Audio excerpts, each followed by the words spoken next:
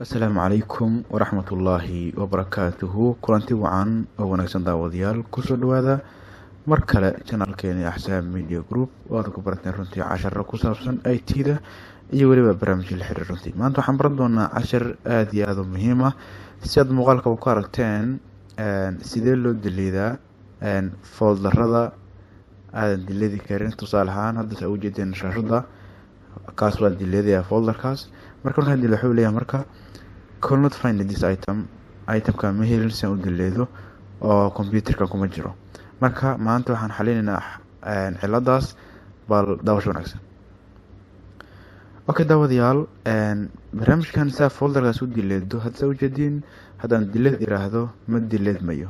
Marka sideen u deleedaa? Dad badan ku yaray runtii oo xitaa qaarkood window-ga bedelay, window cusub ugu shubay folderkaas awgiis. Waxa aad tagtaa marka window-ga tag ama home page-ka waxa qorta waxa la yiraahdo CMD. Marka waxa ku soo baxay waxa la yiraahdo laba option waa command prompt iyo developers command. So marka kan kor ka dooro halkan waxa ku qortaa marka cd/space/d.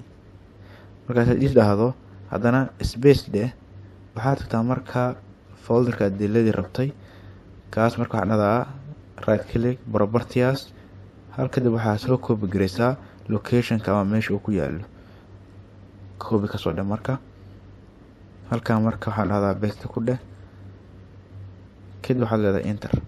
halkan uu keenay halkan waxaa ku qortaa marka dir oo Soomaali dirdiga mata /x enter kadib sida marka halkan waxaan ku soo dhigayaa runtii wixii ku jiray ama desktop-ka waxyaabo yaala.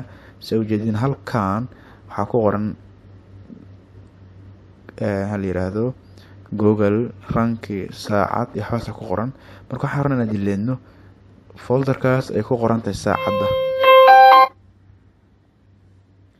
waxaan rabnaa inaan dileedno folderkaas ay ku qoran tahay saacada. marka waxaan dhinaca marka rmdir space aad leedahay /q aad leedahay space aad leedahay /s aad leedahay space aad leedahay. marka fontigu waa waaweyn soo jeediye. marka saacad halkay ku qoran marka qoranaa saacad meeshan ka fiirin. marka calaamad yar oo ka soo dhexeysiyay -1 oo yiri waxaan qornay saacad oo remote function kadib enter dhaho. soo jeedin folderkii saacadii waa dileedmay si toosan u dileeday. marka waxaan filayaa inaad ka faa'iideysatay barnaamijkan. sidoo kale waxaan dileedayaa folderkaas ay ku qoran tahay Google certification.